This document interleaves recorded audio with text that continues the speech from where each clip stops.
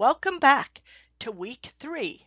Now we're going to delve in a little bit further into the legal aspects of confidentiality. We're going to cover release of information, subpoenas, court orders, testifying, writing letters for clients, informed consent forms, fees, telehealth, and working with children and minors. If you are really interested in these topics, there is an especially good website at www.lac.org.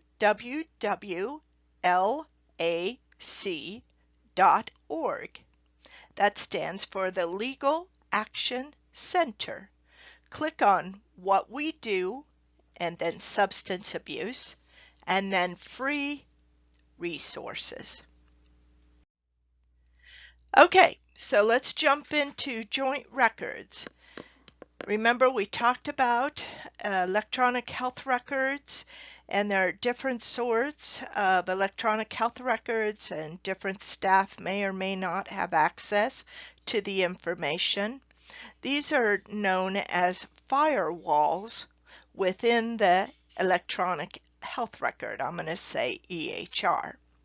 The whole idea between the original EHR was to provide immediate access to information should it be needed for different healthcare professionals.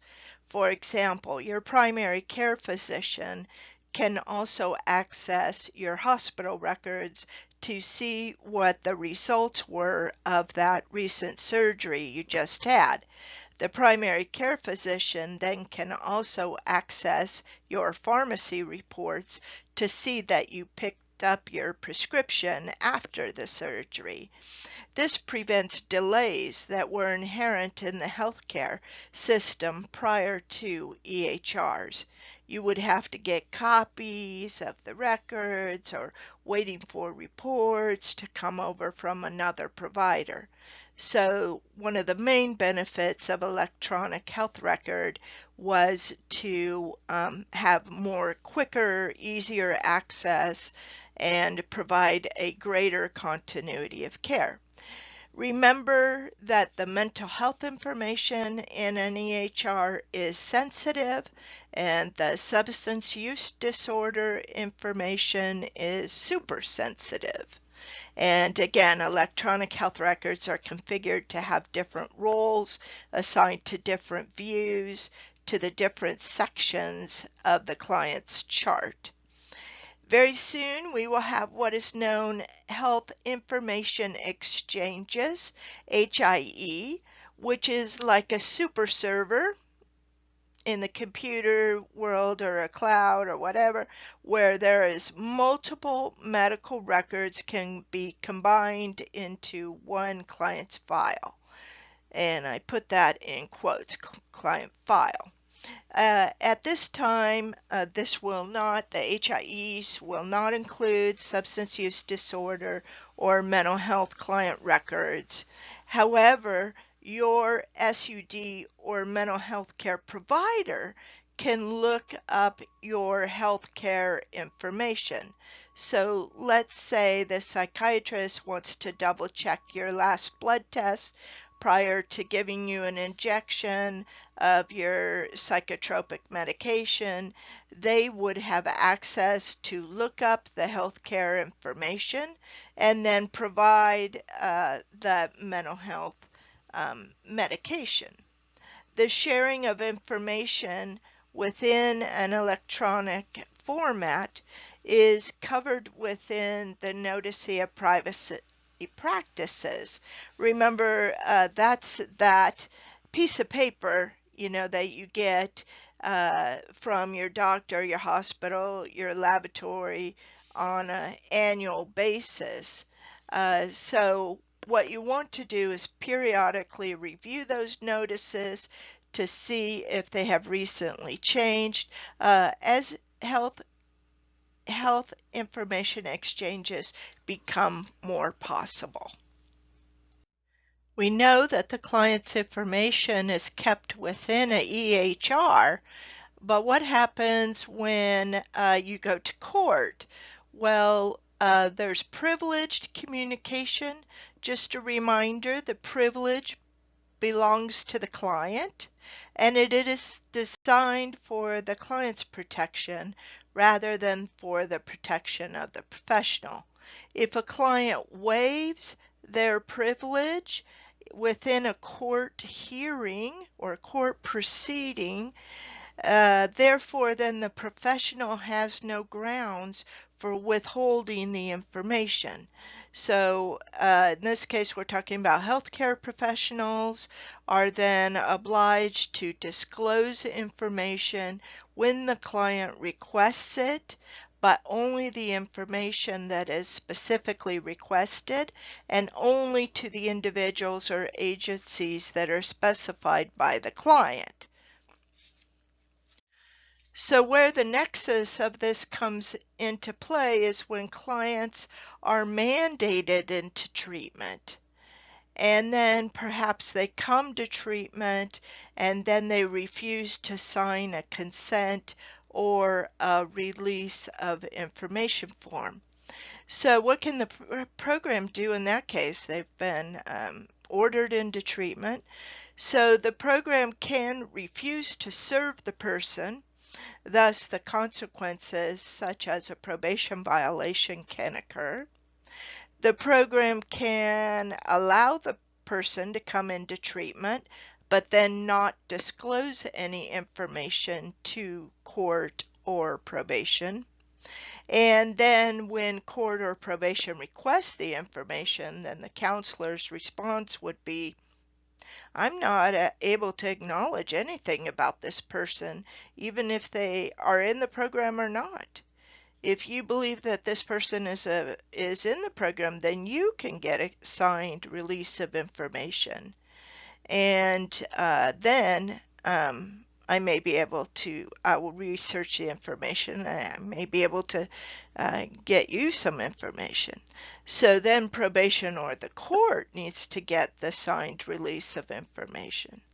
However, in most cases, the obey, and I'm putting this in quotes, the obey all directives of treatment, including the signed consent or release of information, is actually in the court order.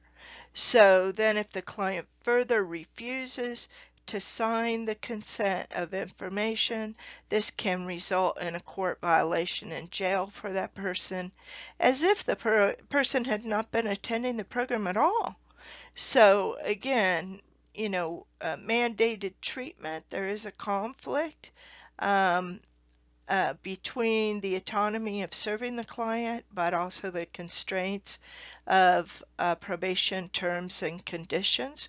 Confidentiality, however, still applies. We only discuss what is minimally necessary to those who have a need to know. So to better understand the release of information, the client may be able to limit some of the information shared, but we still have the client sign the consent form. Even when the consent has been obtained, the clinician should remember that he or she is first and foremost a healthcare professional, not a police officer. So get a release of information. I'm going to use these terms interchangeably. Release of information, ROI, consent, or authorization to release, or exchanging information. These are all phrases and words for the same term, the same piece of paper. There are one-way releases.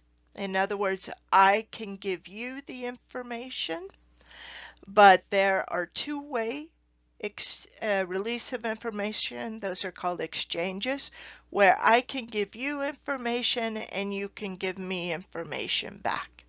And then there's also three-way communication or multiple party consents. Just a note that there are sample release of information forms in the files menu under handouts, under law and ethics, under confidentiality.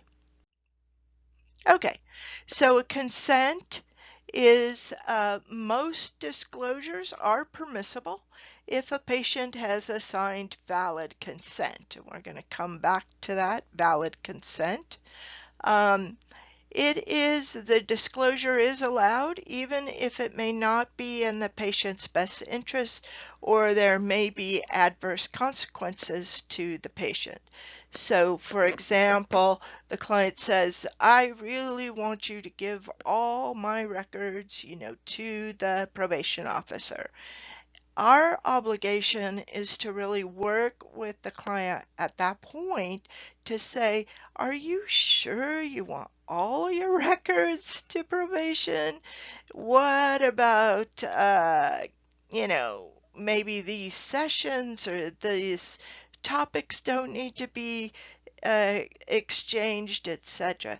If the client insists, nope, I want the whole record, that's the way it is, then, wow, we have that permission to do that. It doesn't force us to make a disclosure, but we really don't have a reason not to. Valid consent is one that is not expired, not revoked. Valid consent is not deficient, means it needs to be filled out correctly and fully. Consent has to be signed in order to be valid. It has to be not false. So in other words, if it was a forged signature, for example, we would not honor that consent either. Now, we talked about this last time that, your client just says, hey, just give me a piece of paper and I'll sign a consent for you. I'll give you a permission slip that you can share information. And we talked about that there were required items.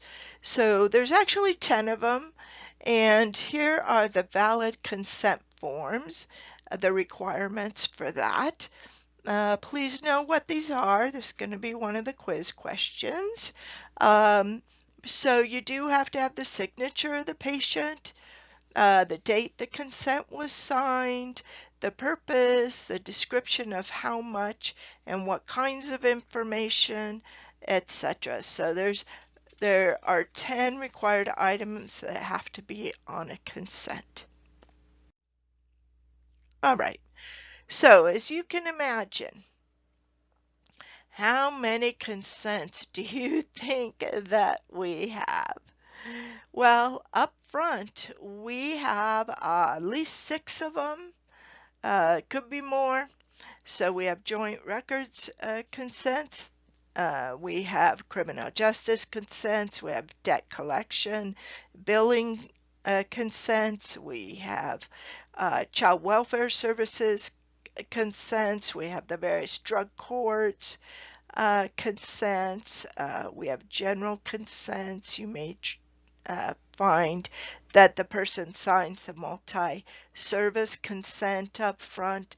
So there are many, many different types of consents. The issue here, why do we have to have so many? Why don't we just say everybody in the world? No, we don't want to do that.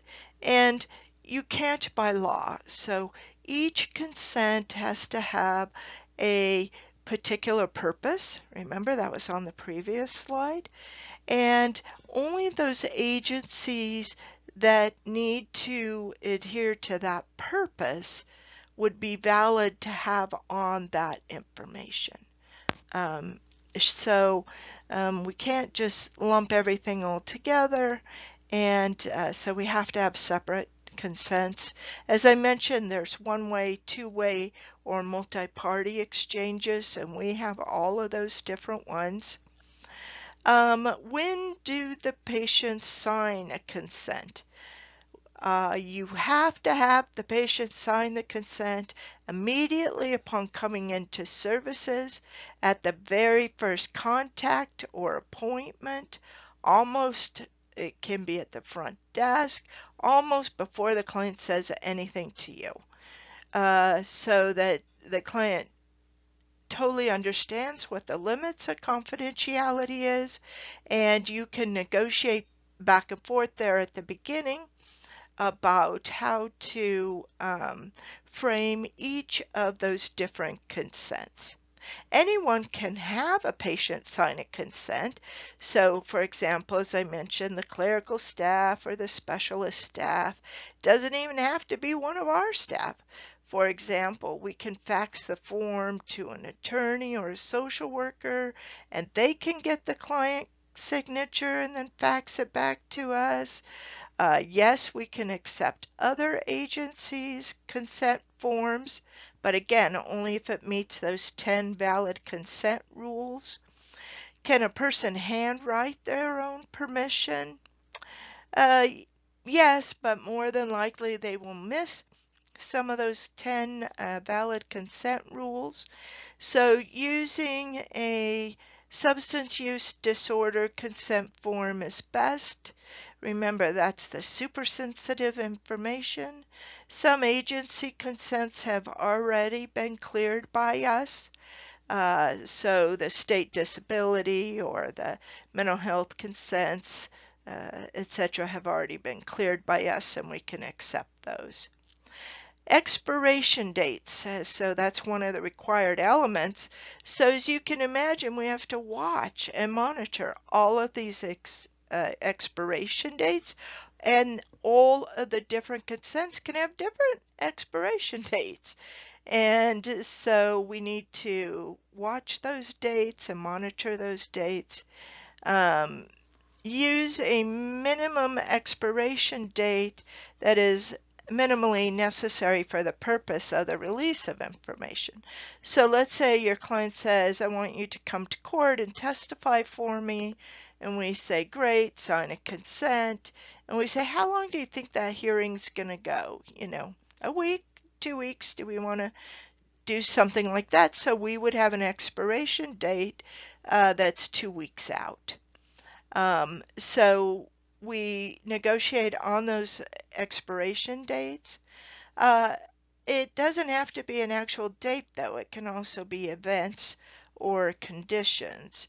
So example, here we could say, okay, you want us to testify in the family law case, and so we don't know when that's going to roll over and the court gets crowded, and so we'll just say it expires when the disposition of the family law case is over. Okay, and then that leaves it open. Then we don't have to get another consent. In the files menu, and again, under law and ethics, under confidentiality, there is a sample of an error-filled consent. So a little task for you is to take a look at that error consent and see how many errors can you actually find on that release of information. We talked about this, so what if a client refuses to sign your consent? Now, you can not condition treatment upon receiving a consent.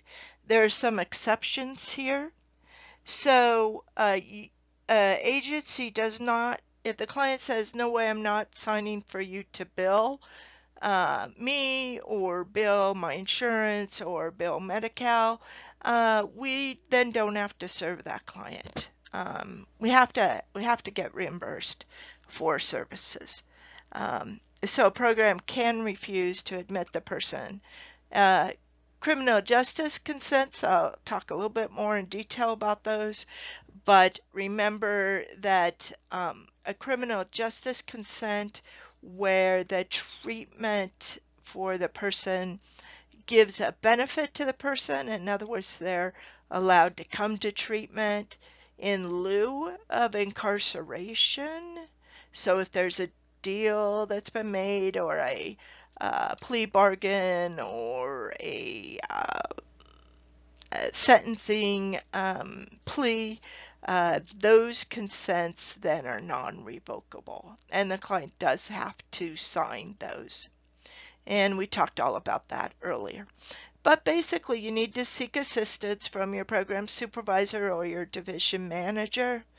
You may need to designate or flag a particular file. We'll talk about that in a minute, called sequester. We do have super secret accommodations for clients that refuse to sign a consent if we can. So, for example, we might agree to not do billing or not send mail, or agree to not call the client, agree to not disclose anything to anyone outside of the program. It starts to get really confusing. We try to explain to the client about the minimum necessary and only the need to know. So those are the two principles there. I mentioned that word sequester. You may or may not have heard of that. Sequester means to remove or withdraw into solitude, seclude, to remove or separate, banish, exile, to keep apart from others, segregate, or isolate.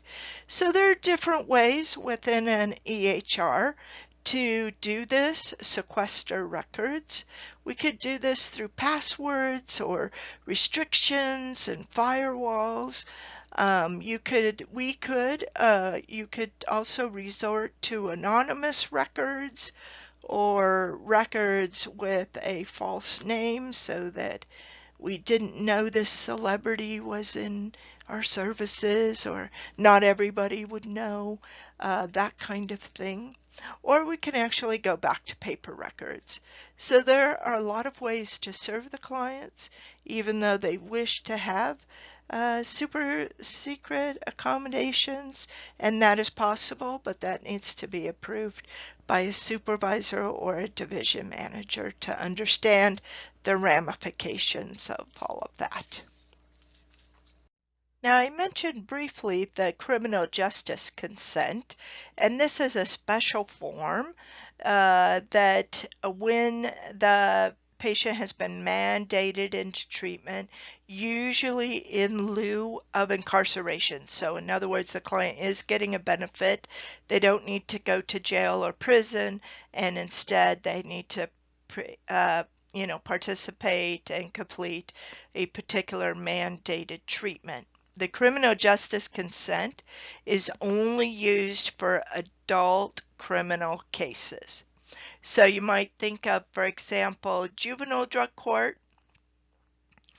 By virtue of it being juvenile, we cannot use a criminal justice consent in that case.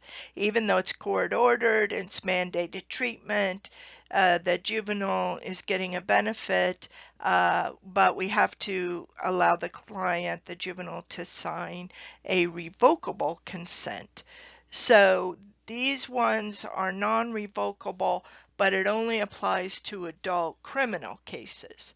So you see under family treatment court, which is a child welfare case, which may or may not have a criminal case, but let's assume it does not have a criminal case running concurrently, then those family treatment court consents are revocable.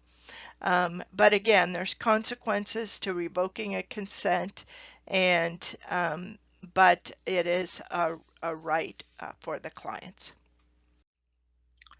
Subpoenas. So a subpoena is the mechanism to compel us to testify or to produce records. Subpoena us or our information. So your client comes in and says, hey, I'd like for you to come and testify at my court hearing.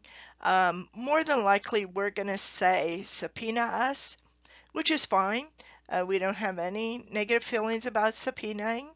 There are different types of subpoenas. There's a subpoena to have a staff person testify, or there is a subpoena for ducis tecum, which means that the staff have to appear with and turn over documents, and they may also have to testify. But a subpoena itself is not legally enough to compel us to testify or turn over records. So your client again said to you, hey, I want you to testify. We say subpoena us, and then the next thing we do is say sign a release of information or a valid consent, and then I can testify for you. If out of the blue we get a subpoena, usually what happens is we go to the client and say, are you aware that we have a subpoena? Do you want us to testify? And the client says, yes, oh yeah, that's right. Then we say, okay, sign this consent. If you call the client or former client and they say, no way, I don't want you to testify, or we know they're in jail for some other crime, they probably don't want us to testify, then we're going to have to get a court order. So the subpoena itself is kind of like the first step for us. It's has to be followed by a second step. Okay, so there's no, we're not going to be running around avoiding subpoenas, because basically it's just the first step for us. So we accept a subpoena. Subpoenas nowadays can be issued in person. Remember, they used to have a process server and have to find you and all that. That's not true anymore.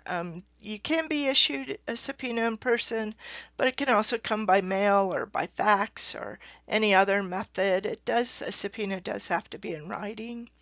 You would notify your program supervisor or division manager right away.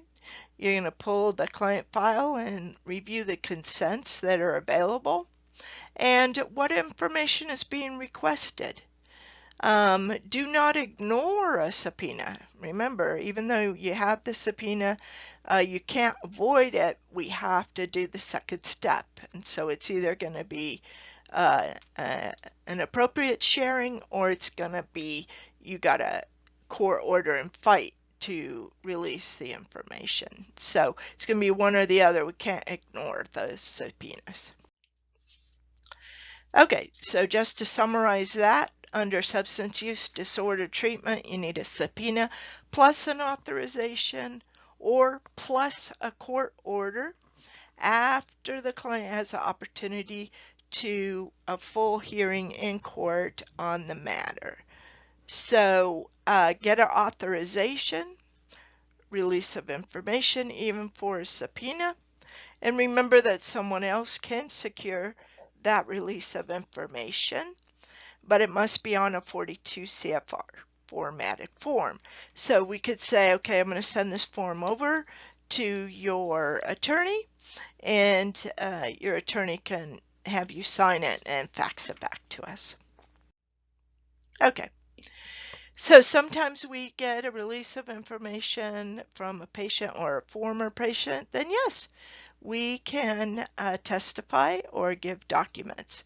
And that release of information can even be signed, right before the hearing. We bring our forms with us and get it signed right away and be ready to go. Now, we can also call and say, okay, we have a subpoena, but we don't have consent. And so the issuing party may choose to withdraw that subpoena. They don't want to do, all the rest of the information or that kind of thing. There's also a phrase called quash the subpoena. This is when your attorney fights the subpoena and you don't obviously have a release of information. Then we're going to be telling that to the court. That's called quash the subpoena. Generally, you'll have a county counsel or an attorney there to help you with that. But the judge, the attorney then requests that the judge reviews the case in order to make testimony mandatory.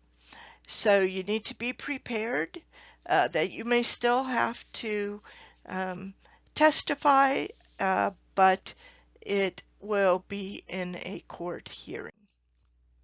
Okay, so a court order is something totally separate than a subpoena. So remember, it's a two-step process. A court order is issued by a judge in a court hearing. And so this is, again, the client does not want you to testify, right? Usually something really bad has happened, and they do not want you to testify. And so the judge has to review the case, and is it in the public interest? They have to weigh the potential adverse effect that your disclosure may have on the patient-doctor relationship, or the effectiveness of program services. The information can only be available through our records. So if there's no other way to get information, then it may become a court order. The crime, as I mentioned, has to be substantial. So there was a threat of life, serious bodily injury, or an extremely serious crime. And we're talking not just about a probation violation or sale of drugs or possession of drugs. We're talking a DUI crash that resulted in death, or property damage or injuries, etc. Those are the types of crimes where we would be court ordered to share information. And again, that information is limited to only comply with the court order. And the program does have a right to be represented by an attorney at that point. But if a judge said, Dr. Graber, you need to testify, even if I think it's wrong, even if I don't think the information is correct, I have to testify.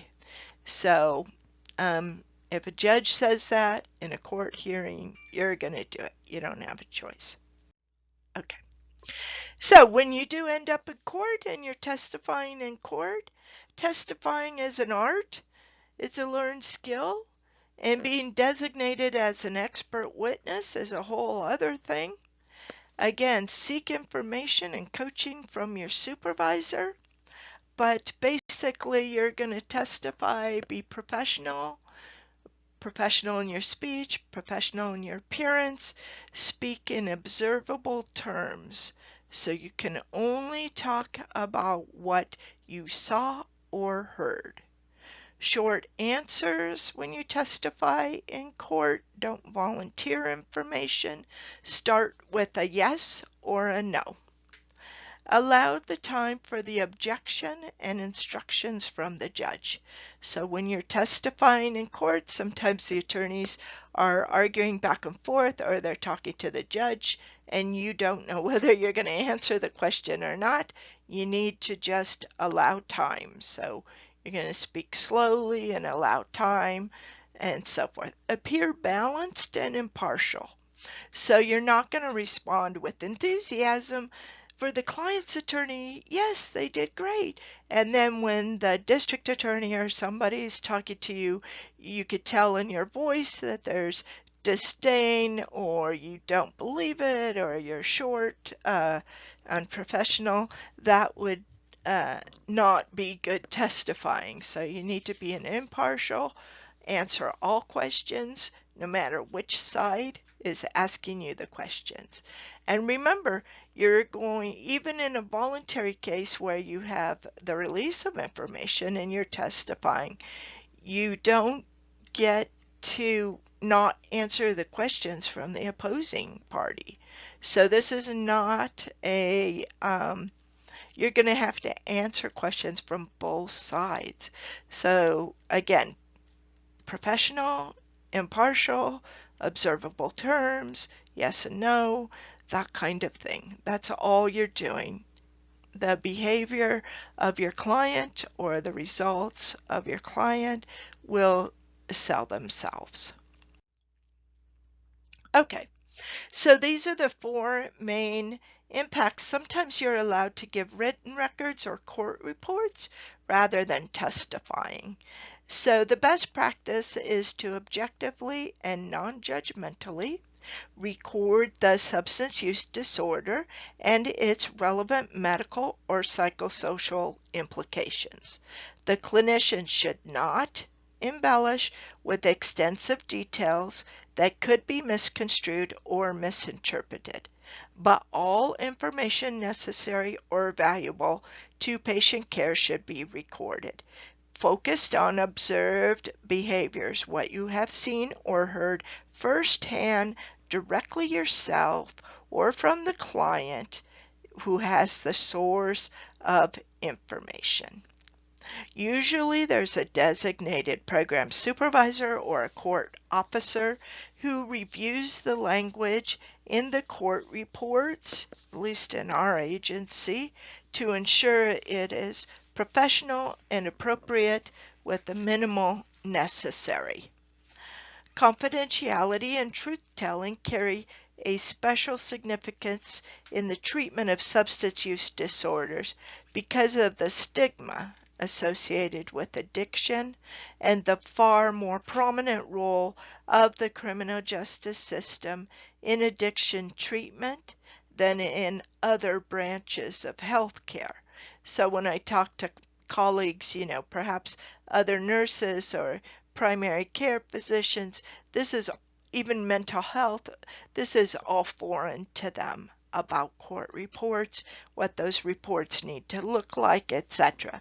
Remember, the Federal Code of Regulations, 42 CFR, provide a higher level of protection for health information, yet it also creates ethical dilemmas for the addiction specialist, counselor, who must balance the autonomy and safeguarding the public, preventing harm, and yet respecting the law.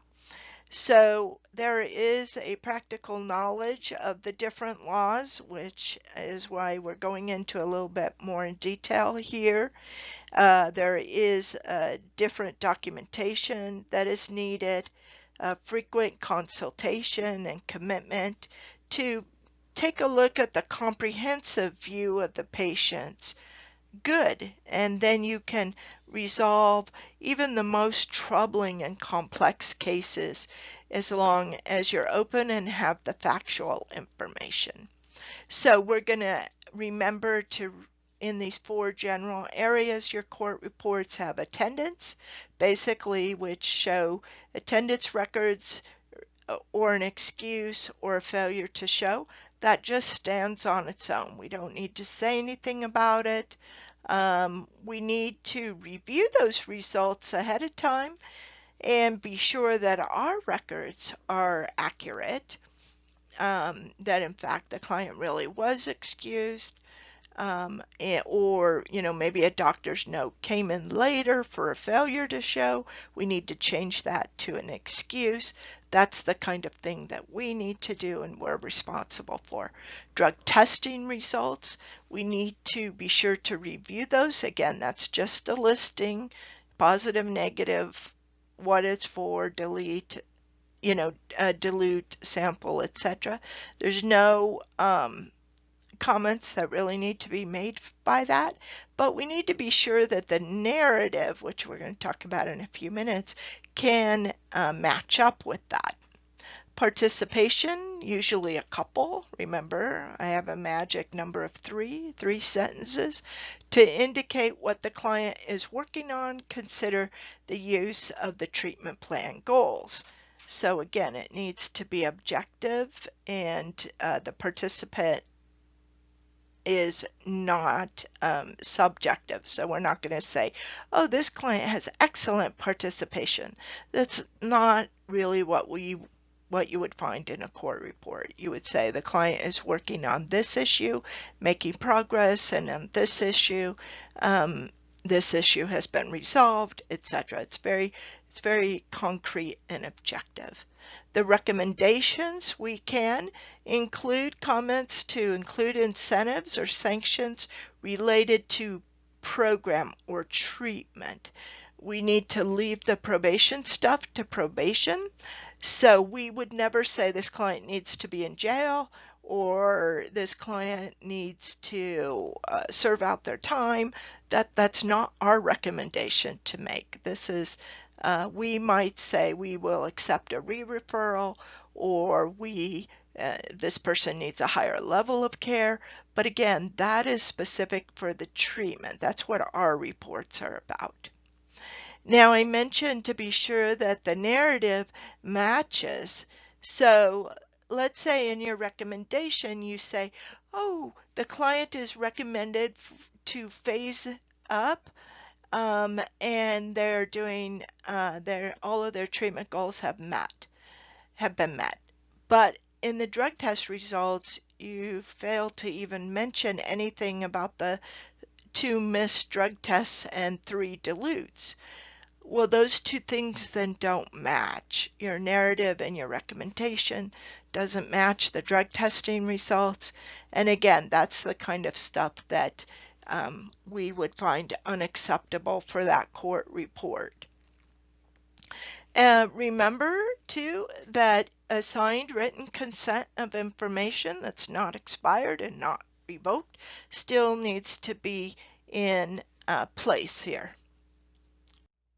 If a client asks you to write a letter for them, it is best to say no, but offer to provide a progress report or a summary of treatment. Because inherent in the client's request for a letter is that you will provide some type of positive statements or some positive recommendation. And again, we really wouldn't be embellishing our letters that way. So rather, you can say back to the client, no, but that I can provide you with objective information, I can provide you with a progress report or a summary of treatment, and if the client does well, then the objective information will stand on its own. Never write to whom it may concern. So in other words, that needs whoever you are writing the letter for, you must have a signed written consent or release of information is still required. In your letters, you're not going to speculate about the patient's future behavior. Do not make any custody recommendations or reunification or probationary recommendations, as this is not our role. So sometimes, the client says, I want you to write a letter and say what a great parent I am and that I deserve to get my kids back. That's really great, but that's not our role. Our role is to provide the information that would support that, but we don't make those recommendations. We would also never sign a declaration or an affidavit drafted by someone else. Okay, so what do you do if you receive a consent or request for information? So someone wants information from you. So we're going to check to see if it's a valid consent. Remember that it's signed, that it has the correct format, it has those 10 required elements. We have a date, we have a purpose, we have a client's signature. We would compare signatures to other signatures that we would have in the file. We would check to see if it's expired. We would check to see that it's not revoked. And if all of that is okay, then we would disclose only what is minimally necessary for as long as necessary in light of the purpose of your consent. And then record your disclosure. So here I have the check mark, check it out. We need to verify before we release any information. And nowadays we actually have health information technician staff or medical record staff who actually do this. This is not done by a counselor. It's too complicated nowadays. So you would bring your consent or your subpoena or whatever to your health information technician, and they would work with you and work with the attorney. Now, clients do have a right. Patients can revoke their consent. This needs to be in writing and includes the date and the timestamp of this action. And we probably would honor a verbal request, as the right to confidentiality does belong with the client. but we need to document the revocation in a patient record, and again, note the date and time. Okay, so example is your client is going to court and had asked you to testify. So you have assigned consent for your testimony, but the client didn't like what you said in court. So after the court hearing, the client, who is now angry, calls up to revoke their consent and also files a grievance because you did not support her in the testimony. She contends that you broke confidentiality because you didn't say what she wanted you to say. Is this true? Again, we're only liable for disclosures related to the services that were after the date and time of that revocation. So the fact that we had a valid consent when we were testifying and the client called up afterwards revoking the consent, we were not in the wrong in providing that testimony. And again, those are things that we have to explain to the client, but in that case, no, there should not be a grievance, and we did not break confidentiality. Okay, informed consent. This is a legal concept. A client always has the right to consent or to withdraw from treatment. The informed consent entails the client's ability to act freely in making rational decisions. The requirement for informed consent are listed on the slide.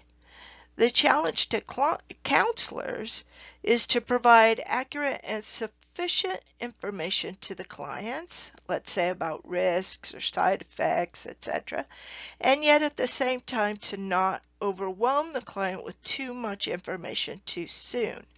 Thus, the informed consent should best be viewed as an ongoing process during the early course of treatment that is aimed at increasing the range of choices and the responsibility of the client as an active therapeutic partner.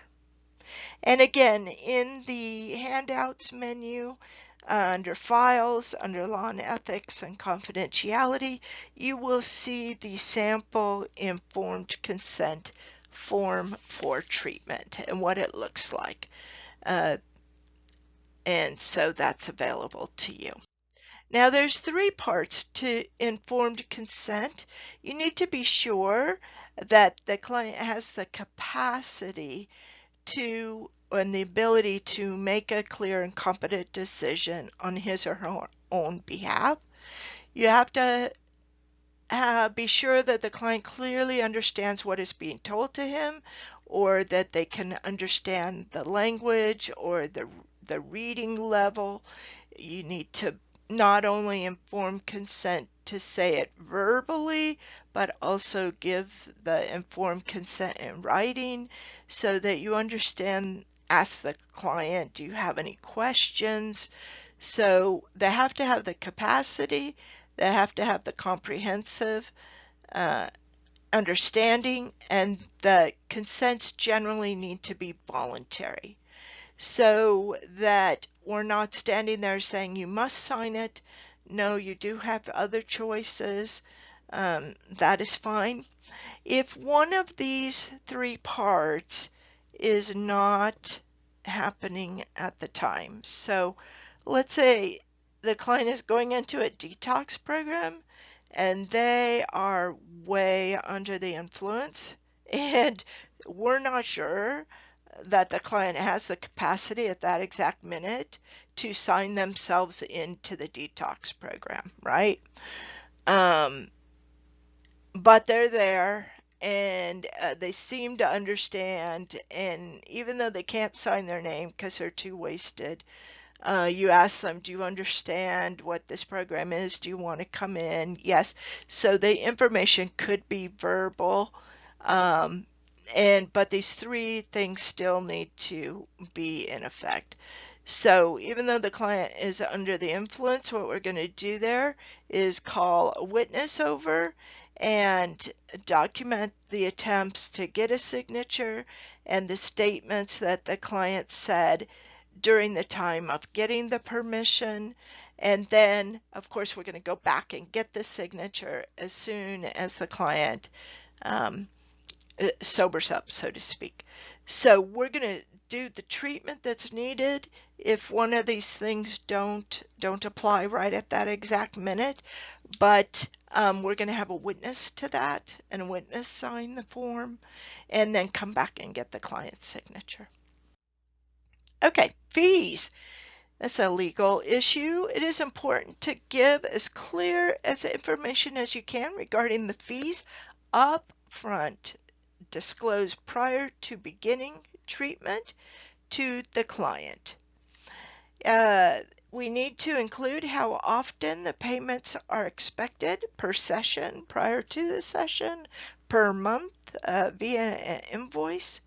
We also need to be sure to explain what will happen if the client accumulates a balance or refuses to pay. We may, for example, turn that bill over to a collections agency, and we need to have that consigned consent. So if the fee policies change, we need to let the clients know by posting notices, etc. So again, fees are an important legal component of treatment. Telehealth.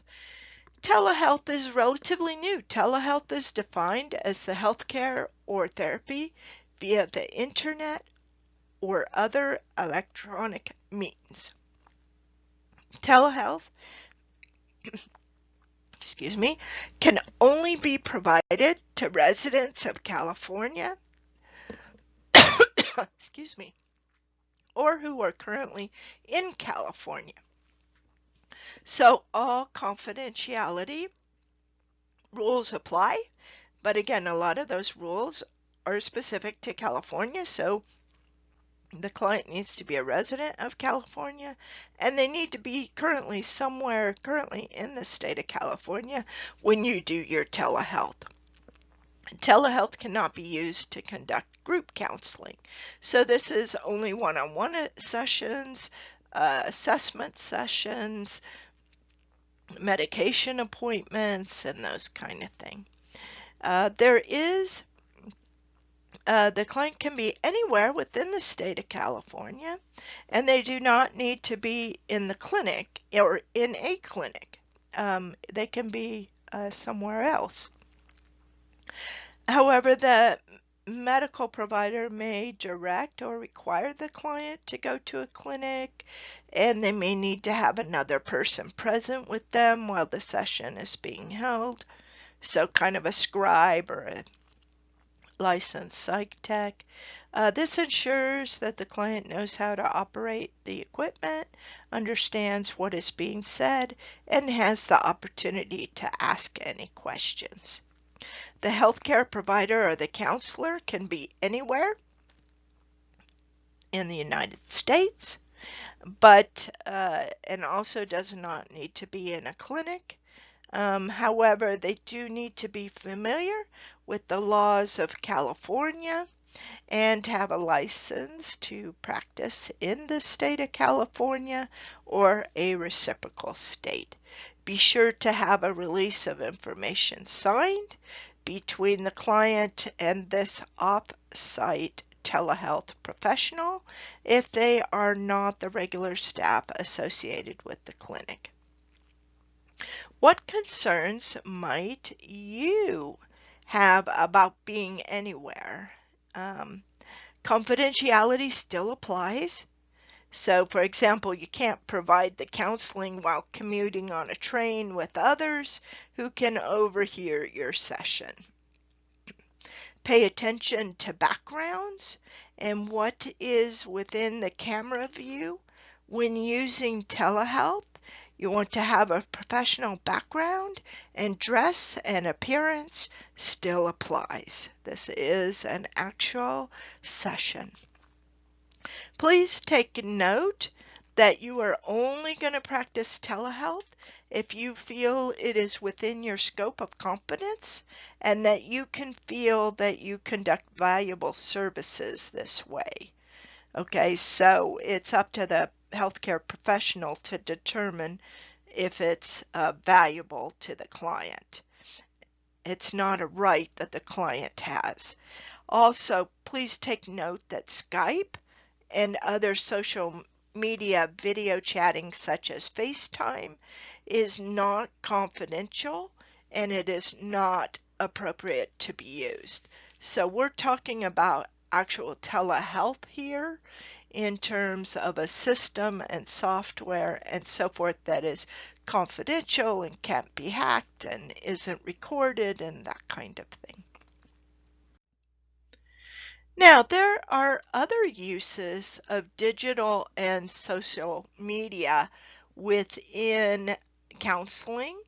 This, for example, includes making and changing appointments. You have website advertising, website presence of your agency or your company on the web. Maybe you do some blogging and provide education via website presence. There's networking, treatment providers, prescription refills are ready. You know, those little text messages that you get. Your prescription is ready. You might have educational materials on your website. You might be able to do registration and submission of client intake forms in a client portal. Maybe your client has access to look up laboratory results. Any and all communications done through digital, social media, texting, it's email, all of those become part of the clinical and legal client record. So again, you want to employ confidentiality and privacy protection security. So you can use social media and so forth, but just a reminder, it is part of the record. It can be subpoenaed. Use professional mechanisms and be sure that you have your confidentiality and privacy protection in place. Now, what are the risks of using some of those types of digital and social media methods? Well, we may compromise inadvertently confidentiality. It may blur clinical boundaries. So if you're kind of texting clients and then you start to get off track a little bit in terms of what you're talking about, you may, or the client themselves may actually accidentally self-disclose. So for example, they begin posting comments onto a public website and asking questions. They may accidentally expose themselves that they're a client of your counseling organization. You could have accidental transmissions to the wrong person, so email or text messaging responses. Your client forgot to tell you that they no longer are at that email, or they have a different phone number. And the client may be assuming that Facebook groups or websites are private, and they are usually not. So there's an assumption of privacy when using these type of methods, and it could be quite risky. Now, if you choose to use some of these methods, you need to have a digital and social media section in your informed consent document and in your intake documents. So have a client sign a release of information to communicate using those methods and who else may access those messages or information. So let's say you have a family email address, the Smith family at gmail.com, right? Well, the client may give you permission to email to there, but again, talking to them about who else has access to your email and is it really private. Be sure to have your computer equipment and software professionally installed to ensure that encryptions and other methods are in place. So it's not as easy as it sounds. You don't get to just, you know, Skype or begin texting people. Really, don't do that. Be sure to have the appropriate protections in place. This lecture's been going on for about an hour. There we go. And we now have one final section on working with minors. Um, and so this information may be important to some of you, and you may want to be sure to look in your handouts again under Law and Ethics and Confidentiality. There's several documents I'm going to reference about working with minors. So as you know, adults are ages 18 or older. And so a minor is anyone younger than age 18. They may have statutory legal capacity based on who they are, so maybe they're an emancipated minor, or what medical care they seek. So there are sensitive services that you can treat minors on their own as adults. So the questions to ask are, is this minor seeking a super sensitive or sensitive service? Is the minor treated as an adult? So maybe are they emancipated or self-sufficient? Is there a parent or a guardian who is able to consent for that minor? And is it an emergency? So sometimes you need to act first and get the client the help that they need, and the minor client, and then perhaps get the consent from the parent later. So what are the sensitive services that apply here to our course? Mental health and substance use disorder treatment are sensitive services for outpatient treatment only. And this is age 12 or older. So a 12-year-old, a 13-year-old, a 14-year-old can come into a mental health or substance use disorder treatment and get treatment on their own. However, the mental health or substance use disorder treatment provider, the law says we must involve the parent unless it is inappropriate to do so, and then we have to document. So, for example, you won't know that until the minor comes in, and they come in and they say to you that they've been using heroin daily and that they want treatment now, but they don't want their parents involved, or they don't want their parent to know about the treatment. You still need to involve the parent unless it's inappropriate to do so. So your next question would be, how come you don't want your parents involved in treatment? And if they say, because I'm going to get abused, because I am they're a drug addict themselves and they're going to be unhappy and they might hurt me or neglect me or whatever, then you would need to document if you as a provider agree that it would be inappropriate to provide the parent's involvement. So it's up to the provider. You have to listen to the story that the minor tells you. You may actually ask them, besides your parent, is there some other adult that we could involve? Maybe your grandma or your older brother, that kind of thing. And then you would document that you have chosen and the reason why you have chosen to work with someone else, not the parent. So those are all possibilities to get that minor age 12 and older um, to to get them treatment that they need. Now, the minor has to sign their own documents. The parents can also sign the documents, but the youth signature must be on there.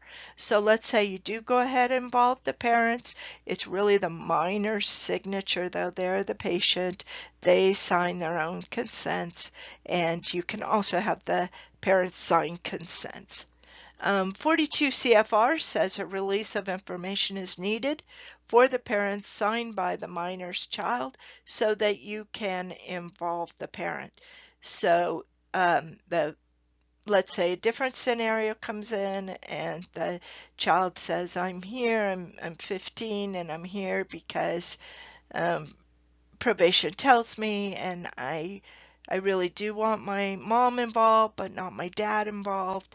And so you're going to say to that minor, okay, what I hear you saying is you would feel comfortable getting your mom involved. So let's go ahead and sign a consent for your mom to be here. And hopefully the mom is in the waiting room, and then you can bring the mom in and involve them in treatment. So minors for substance use disorder treatment only for outpatient services.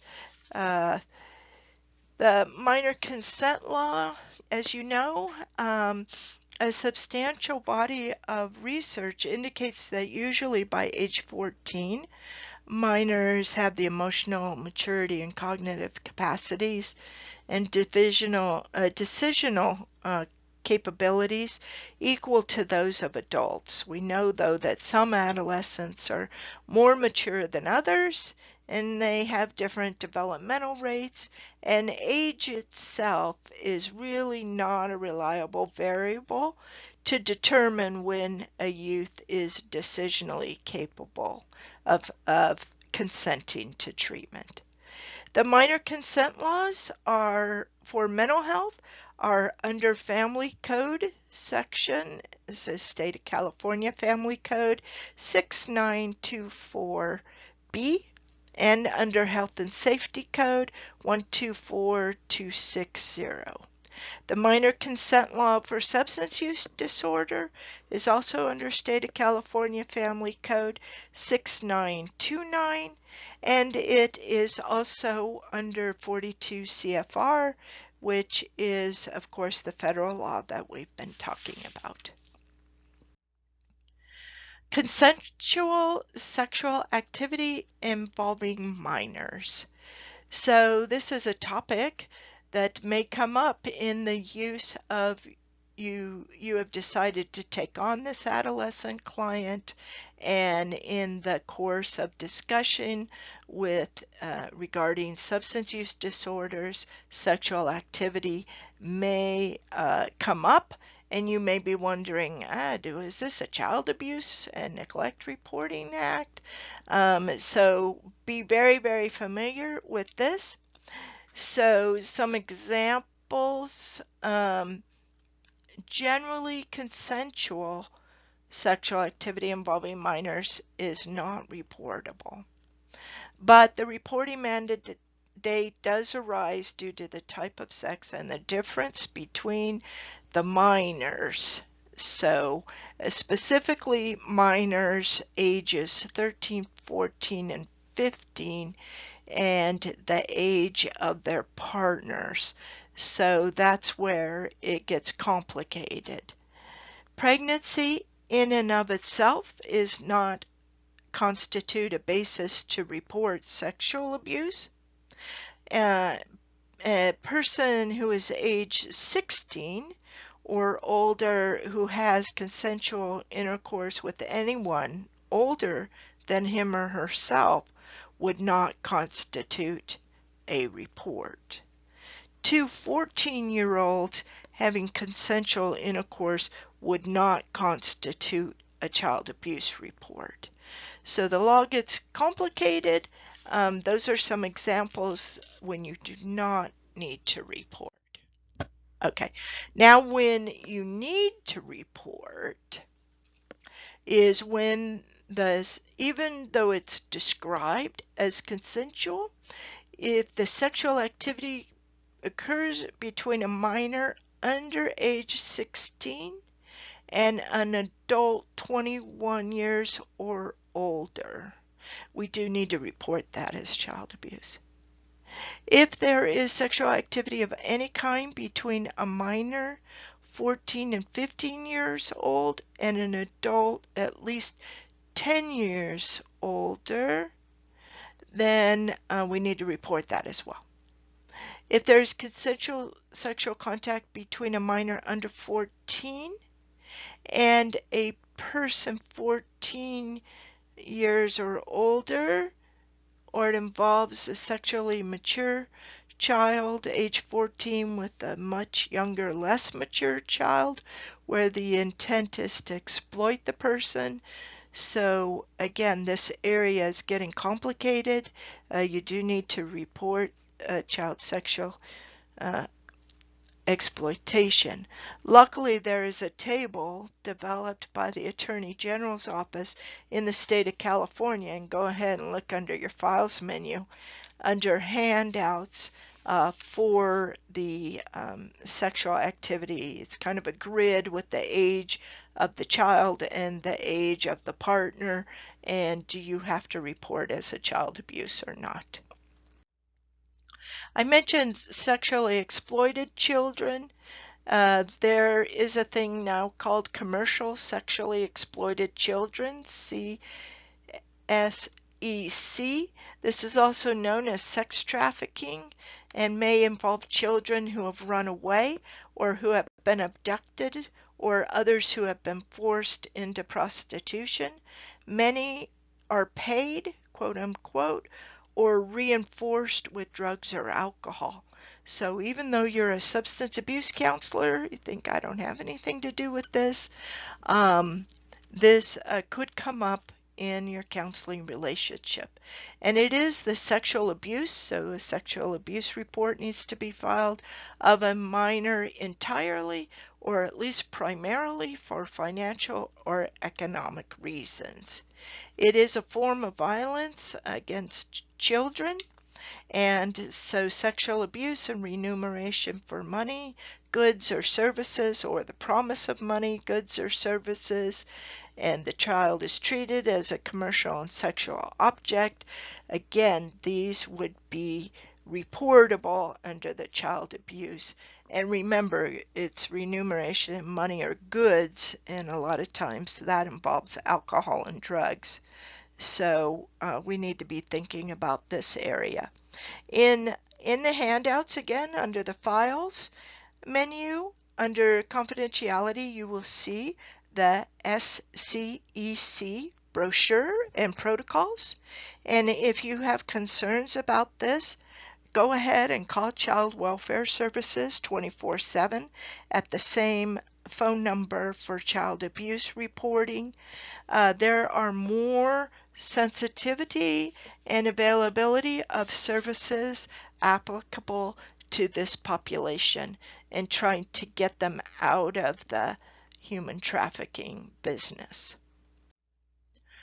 Okay, that's it for tonight. Let's go ahead. Your next steps is to take the discussion forum for week 3, worth 10 points. Go ahead and follow up with the quiz. Week 3, worth 15 points. Just a reminder that many of the handouts that I mentioned that are in the file menu, those questions could be on the quiz. So it's not just nice to look at those materials, but be sure that you have a chance to review them before taking the quiz. And good luck, and I will see you next week.